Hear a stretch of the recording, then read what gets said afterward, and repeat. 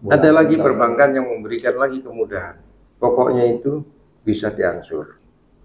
Ada seperti itu. Nah, udah bunganya dihapus, Bunganya pokoknya dihapus, diangsur. diangsur. Tapi ini sesuai dengan kondisi debitur ya. Ya, Misalnya, ada itu kondisi tertentu.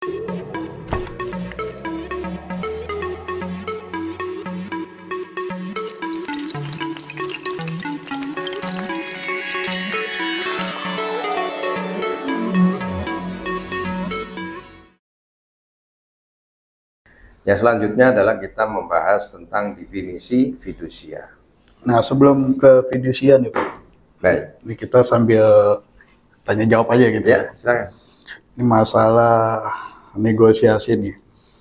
Artinya kan memang setiap lembaga kreditur mereka sudah mempunyai prosedur untuk menyelesaikan hutang bermasalah itu ya. Ya. Karena mereka secara bisnis itu pasti memahami bisnis tidak selamanya untung. Ya. Pasti ada masalah nih.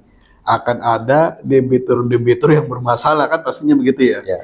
Tuh, artinya ini harus dipahami oleh debitur bahwa kalau punya masalah jangan kabur.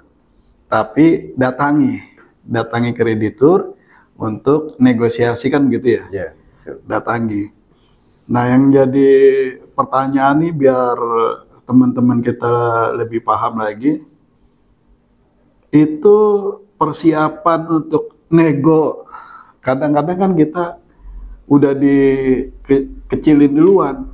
Nego cuman didengerin doang, ntar nggak ada hasilnya gitu. Ya. Nah, supaya negonya berhasil sesuai dengan apa yang kita harapkan, itu apa yang harus kita siapkan ya supaya negonya itu sesuai dengan harapan kita. Misalkan karena kita lagi nggak mampu bayar, nah kita minta keringanan pembayaran atau minta cuti bayar. Jangan bayar dulu deh 3 bulan nih lagi lusuh darah gitu kan, gitu.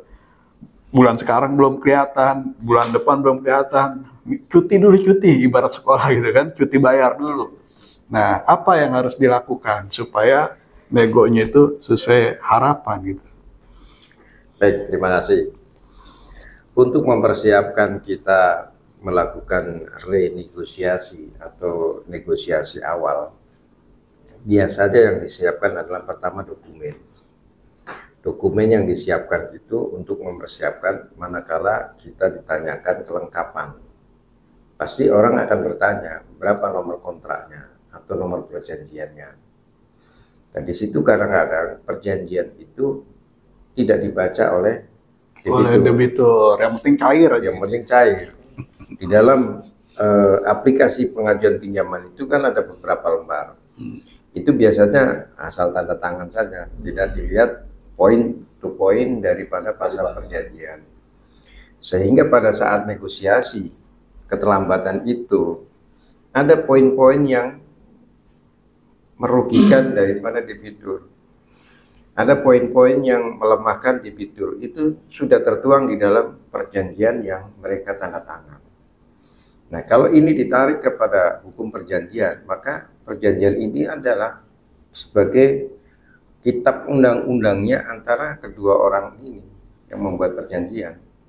Hukumnya yang harus dipatuhi oleh kedua orang yang membuat perjanjian adalah produk perjanjian itu.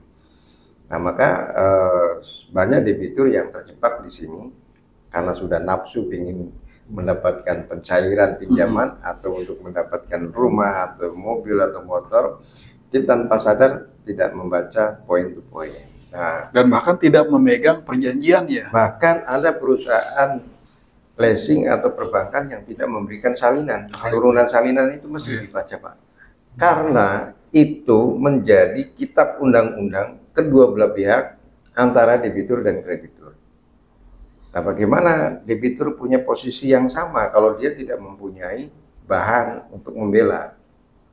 Itu seharusnya ada penjelasan di awal mengenai isi dari perjanjian.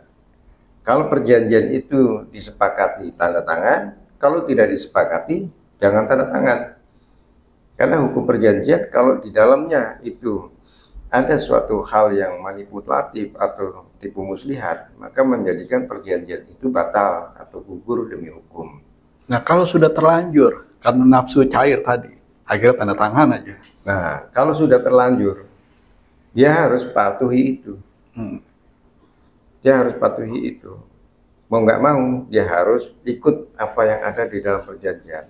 Atau dia menggunakan kewenangannya sebagai debitur, di bawah naungan Undang-Undang Perlindungan Konsumen, dia menggugat isi daripada perjanjian itu. Gitu. Bahkan dia keberatan.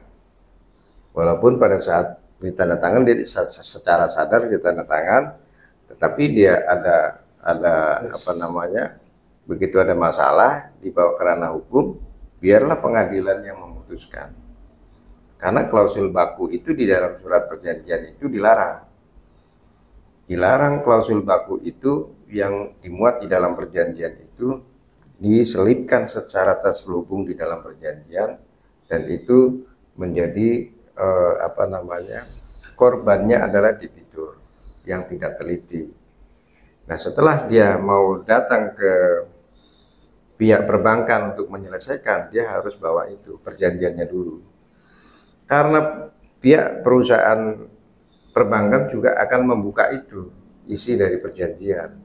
Bapak maunya apa? Mengacu kepada perjanjian. Iya, Bapak maunya apa? Keringanan. Keringanan sudah diatur di pasal sekian, nomor sekian. Bapak sudah tanda tangan. Kan begitu. Mau pelunasan diatur di pasal sekian, nomor sekian, Bapak sudah tanda tangan. Semua sudah diatur dan sudah terikat. Maka disitulah debitur itu terjebak. Nah, bagaimana solusinya? Ya, bikin permohonan untuk keringanan saja.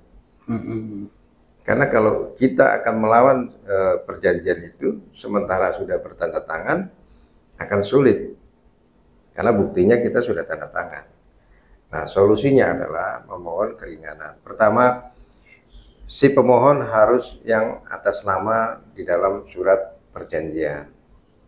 Misalkan perjanjiannya si A. Si A ini sudah oper kepada si B. Bukan lagi si B langsung bypass melakukan permohonan kepada pihak perbankan. Meskipun barang tersebut sudah dioper alih. Karena secara hukum perjanjian ini adalah si A dan si B yang mempunyai kedudukan sebagai pihak. Sementara kalau si B ini dia serah oper alihkan kepada si C, meskipun dia yang bayari selama 10 tahun, 15 tahun, bahkan sampai lunas pun, dia tidak bisa punya kewenangan, tidak termasuk pihak dalam perjanjian. Kecuali pada saat peralihan ini, para pihak ini membuat adendum perubahan dari perjanjian itu. Dirubah, yang tadinya antara A dan B, sekarang antara A dengan C. Dasarnya adalah peralihan dari B kepada si C. Nah, setelah macet, setelah ada persoalan, berarti si C ini bisa langsung ke si A. Karena diawali sudah ada peralihan secara legal, secara resmi dari A kepada si C. Tetapi kalau si A dan si B yang membuat perjanjian, di lain waktu B ini mengalihkan kepada si C, ketika terjadi persoalan, si C langsung datang ke si A, ini tidak bisa ya? Bisa. Karena nanti pihak perusahaan pasti akan mengambil kesimpulan berdasarkan surat perjanjian, di mana perjanjiannya hanya tertuang A dan B. A dan B. Itu Pak. Maka selain membuat surat permohonan, kemudian pemohonnya harus yang tertera namanya di dalam perjanjian. Kalau ahli waris bisa ya? Ahli waris bisa. Misalnya orang tuanya yang bikin perjanjian meninggal. Ya, betul. Jadi di dalam hukum perdata itu, dia diwariskan. Hutang piutang itu bisa diwariskan. Misalkan orang tuanya yang membuat perjanjian akan membayar sejumlah uang kepada perbankan. Dalam waktu tenggang ini, kedua orang tuanya meninggal. Maka secara hukum perdata, kewajiban untuk bayar hutang adalah beban dari ahli warisnya. Bisa ahli waris itu bisa juga anak. Kalau pasangan ini tidak mempunyai anak, hilang nih, tidak ada anak nih, suami istri tidak punya anak, meninggal semuanya, itu biasanya hubungan perdatanya kepada kakak atau adik daripada kedua ini, orang laki-lakinya. Misalnya suami dan istri, pasangan mengajukan kredit bank, meninggal. Anaknya meninggal semua. Belum punya anak nih. Belum punya anak, iya. Siapakah yang bertanggung jawab? Adalah keluarga. Keluarga. Dari laki-laki ini, dia punya kakak atau dia punya adik. Kalau dia tidak punya kakak, tidak punya adik juga, kembali ke orang tua. Tidak juga orang tua juga sudah meninggal, mungkin pamannya, Pak D-nya atau siapa yang bertanggung jawab sebagai ahli waris. Seperti itu. Iya.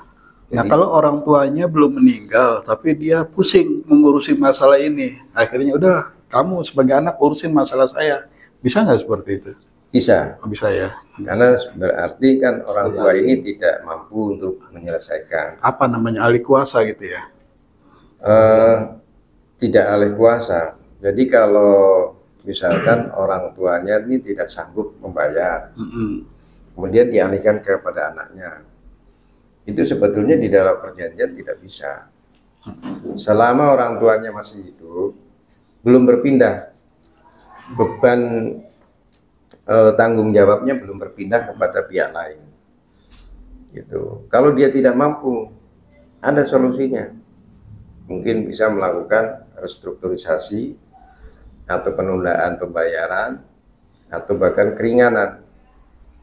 Jadi opsi-opsi ini ditempuh lebih dahulu sebelum debitur itu mendapat surat teguran. Oh, nego itu dilakukan sebelum ada surat peringatan. Ya, karena ketika kita merasa diri kita tidak mampu, jatuh tempo misalkan tanggal 30, sekarang sudah tanggal 2, berarti sudah telat 2 hari. Kita tidak mampu, tidak punya pandangan untuk jauh hari ke depan untuk pembayaran, maka segera mungkin kita negosiasi. Jangan menunggu dari pihak perbankan itu memberikan surat teguran. Karena teguran itu sudah tindakan hukum. Satu teguran tidak dijawab, akan muncul teguran yang kedua. Teguran kedua tidak dijawab, akan muncul tindakan represif lah, mengamankan asetnya, mungkin di polis land, atau di plang dulu, atau di pilok warna merah, atau ditempel stiker, belum bayar, belum lunas, dan sebagainya. Itu macam-macam tindakan perbankan untuk memberikan hukuman kepada debitur yang tidak bayar. Nah, ini tadi fungsinya tobat dan tenang itu supaya dia tidak panik dan dia bisa menghadapi gitu. Ya. Kalau dia panik kan dapat teguran aja bisa kabur pulang kampung. Warungnya ditinggal. Ya, bahkan teguran itu sebetulnya kan tindakan yang persuasif. Persuasif ya. Bukan langsung eksekusi. Mengingatkan gitu ya. Ya, teguran. Ya, teguran itu bahasa hukumnya adalah somasi. Bisa orang itu dengan bahasa santunnya teguran. Kalau somasi kan lebih kepada hukum. Padahal antara somasi dengan teguran sama saja. Nah, itu untuk mengingatkan. Artinya kalau diingatkan itu berarti ini kan perbankan masih baik. Anda punya hutang nih tanggal 5, ini sudah tanggal 10, belum bayar. Silakan Anda bisa bayar tanggal berapa. Biasanya langsung to the point tuh Bang. Tanggal berapa Pak mau dibayar? Karena itulah memang SOP-nya seperti itu. Somasi pertama, kedua, ketiga, baru dieksekusi. Berarti tadi supaya negonya sesuai harapan, harus mengacu kepada perjanjian. Kita harus mempelajari perjanjian. Isi perjanjiannya. Kita harus menguasai dan bahkan melihat celah-celah gitu kan. Celah-celah yang memungkinkan kita untuk ya menanglah di atas angin gitu. Untuk negosiasi. Itu yang pertama. Ada lagi nggak yang keduanya? Selain melihat mereview perjanjian. Ya itu tadi, setelah mereview perjanjian itu kita mengajukan permohonan. Permohonannya itu apakah mau penundaan? Kalau penundaan berarti kita menunggak di tanggal 5, harus bayar tanggal 5. Tetapi kita punya perkiraan akan dapat uang di tanggal 20 misalnya. Penundaan saja, kalau itu tidak harus restruktur. mohon penundaan karena kami akan mendapatkan dana tanggal 25, setelah tanggal 25 akan kami lunasi isi dari para permohonan. Nah itu perbankan yang bijak dia akan kasih. Mungkin hanya dikenakan denda terlambatan harian. Sejak tanggal 5 sampai tanggal 25, 0, sekian denda per harinya berjalan. Sampai dibayarnya tanggal 25. Ini kalau penundaan. Karena tempo waktunya pendek. Kalau kita merasa tidak mampu, berarti minta restruktur. Kalau restruktur itu dari jumlah pinjaman yang ada, yang sisa terutang, plus dengan bunga itu, dibuatkan perjanjian ulang. Perjanjian ulang ini akan kami bayar dengan tenor yang sama, tetapi dengan nominal yang sisa. Nah, contoh kata misalkan kita angsur rumah 150 juta, dana kita sudah masuk 50 juta. Pada saat kita melakukan restruktur berarti angsuran kita kan terbebani 100 juta. Berarti perjanjian kita mengacu kepada yang 100 juta itu. Bukan seperti perjanjian awal kan 150 juta. Tentunya restruktur itu akan membuat perjanjian yang sisa angsuran ini.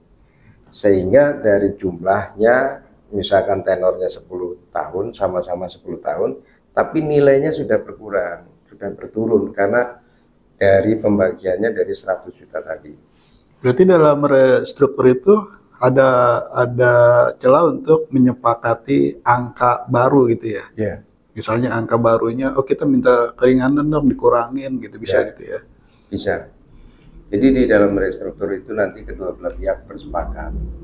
Jadi nego itu meninjau perjanjian, kemudian mengajukan permohonan berdasarkan kemampuan. Berdasarkan kemampuan. Apakah kemampuannya mau ditunda tempo waktu, apakah minta restruktur, apakah keringanan bunga. Oh itu harga itu tetap. Cuman kan yang diperjanjikan adalah sisa dari tunggakan itu. Ya. Bukan harga full seperti di awal, tapi sisanya ini kita buat perjanjian lagi. Nah, tujuannya kan yang penting sisa ini oleh debitur bisa dibayar, tetapi dengan cara yang ringan. Karena kalau dia mengacu dengan perjanjian pertama, misalnya perjanjian pertama 1 bulannya 1 juta. Tetapi karena sudah berkurang 50%, maka dia buat restruktur. Berarti sekarang yang diperjanjikan adalah 50% dari nilai jual itu. Nilai yang dari awal. Berarti yang tadinya dia tunggakan angsurannya 1 juta di tahun yang lalu, setelah restruktur ini dia menjadi angsuran 500. Berarti kan berkurang 50%. Mungkin kalau orang tersebut mengangsur setiap bulan 1 juta tidak mampu. Tapi orang ini mungkin dengan 500.000 dia mampu. Mana Bapak atau Ibu sepakati, mana kemampuannya yang mendekati dari angka kemampuan, dia pasti akan pilih itu. Dan ternyata setelah disepakati, oke, 500. Di kemudian hari dia tidak mampu lagi. Bisa nego lagi nggak? Bisa. Oh, bisa. Sampai berkali dong. Kalau itu tergantung pihak perusahaannya ya. Tetapi yang namanya restruktur itu kan diatur di dalam perjanjian perbankan. Jadi boleh restruktur itu boleh. Berkali-kali boleh. Gitu. Contoh kasus misalkan ada satu kondisi COVID seperti tahun lalu itu. Ada satu komplek perumahan yang di restruktur itu karena COVID, kebijakan pemerintah semua debitur diberikan restruktur. Itu pun bagi yang mau ambil, tidak dipaksakan, tetapi dianjurkan karena ini program dari pemerintah. Semua debitur perumahan yang mengajukan kredit di bank tertentu itu diberikan restruktur 1 tahun. Penundaan bayar, tapi restrukturnya penundaan bayar. Nah, dengan konsekuensi akan merubah angsuran, akan merubah nilai yang diangsur. Gitu. Kemudian tahun berikutnya kondisi COVID belum membaik, maka pihak perbankan juga menawarkan kembali direstruktur lagi.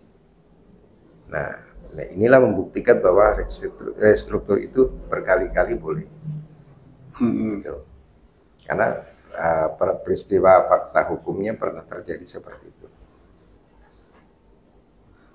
Ya, ada nggak kemungkinan yang paling ini bahwa kita nego minta penghapusan? Karena program Prabowo ini kan ingin menghapus hutang para nelayan dan petani gitu. Jadi ada kemungkinan itu bahwa kita udah nggak mampu nih, bagaimanapun mau diperes tulangnya, mau diperes udah nggak keluar lagi nih.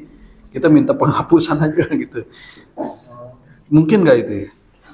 Jadi kalau memang ada program dari pemerintahan presiden yang baru, mungkin itu perlunya ada payung hukum yang membuat tindakan itu memang berdasarkan hukum, oleh seorang yang sudah tidak mampu bisa dihapuskan.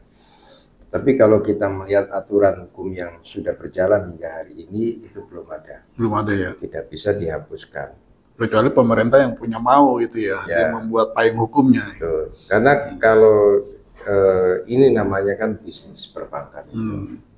Jadi setiap dia mengeluarkan modal, pasti kan dia akan mendapat untung. Yang rata-rata kalau dihapus itu adalah bunga atau denda. Bunga dan denda mungkin dihapus, mungkin dihapus. Dan itu terjadi. Dan itu fakta peristiwa real itu ketika terjadi kemelut atau persoalan. Itu biasanya kedua belah pihak setelah berdiskusi akhirnya ambil jalan tengah, ya sudah bayar denda, bayar pokoknya saja, dendanya kita hapus. Kalau itu pernah terjadi dan itu memang berlaku. Berarti sesuai nih, sejalan dengan Al-Quran nih, bayar pokoknya saja, ribanya dihapuskan. Nah itu faktanya terjadi ya? Faktanya terjadi dan itu pernah saya alami. Bahkan kondisi apa tuh yang membuat itu bisa terjadi? Kondisi benar-benar si debitur ini sudah terjepit, tidak ada lagi jalan keluar, tidak ada lagi kemampuan, tidak ada lagi yang bisa diupayakan. Sehingga setelah melalui analisis kreditur dengan orang-orangnya lapangan yang melakukan cek ke lapangan itu, akhirnya membuat kesimpulannya sudah kalau begitu Bapak pokoknya saja. Terus pokoknya gimana Pak, bayar pokoknya? Ya bayar pokoknya. Kan udah ada lagi. Ada lagi perbankan yang memberikan lagi kemudahan. Pokoknya itu bisa diangsur. Ada seperti itu. Nah, udah bunganya dihapus, pokoknya diangsur. Tapi ini sesuai dengan kondisi debitur ya. Ya, ada itu kondisi tertentu. 9.300, 9.300 nggak mesti seadanya bisa. Tidak, angsuran itu biasanya sudah disepakati Pak. Sudah disepakati di dalam bentuk tertulis antara debitur dengan kreditur, baru dibubuhkan di dalam surat perjanjian, maka itu menjadi pegangan kedua belah pihak. Itu pun untuk kondisi-kondisi tertentu. Tidak semua utang bisa dihapuskan, tidak. Seadanya yang bulan ini ada 1 juta, bulan ini 700. Tidak bisa ya. Harus tertulis dan jelas transparan. Akadnya itu. Oh berarti hasil negosiasinya itu harus tertuang dalam berita acara ya, tertulis ya. Disitulah produk dari negosiasi. Makanya keluarlah perjanjian atau risalah atau berita acara. Oh, enggak sesuai. Pokoknya saya maunya bayar segini, nggak bisa gitu. Harus ada produk negosiasi. Nah, istilah yang harus dipahami nih. Baik Pak, mungkin bisa dilanjutkan nih. Baik. Berikutnya. Baik, akan saya lanjutkan mengenai definisi dari jaminan fidusia. Jaminan fidusia adalah pengalian hak kepemilikan suatu benda atas dasar kepercayaan dengan ketentuan bahwa benda yang hak kepemilikannya dialihkan tetap berada dalam penguasaan pemilik benda. Fidusia merupakan salah satu jenis jaminan perbendaan bersama dengan gadai.